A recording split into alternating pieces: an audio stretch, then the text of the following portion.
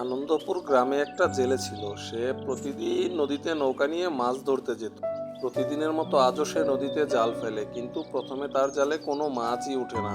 পরে জালটা একটা গাছের সাথে বেঁধে যায়, তো সে সেখান থেকে জালটা নামিয়ে আবার জাল ফেলে। তখন বড় একটা মাছ আসে এবং সে মাছটা ট্রাকে করে শহরে নিয়ে যায় বেচার জন্য এবং অনেক টাকা বিক্রি করে।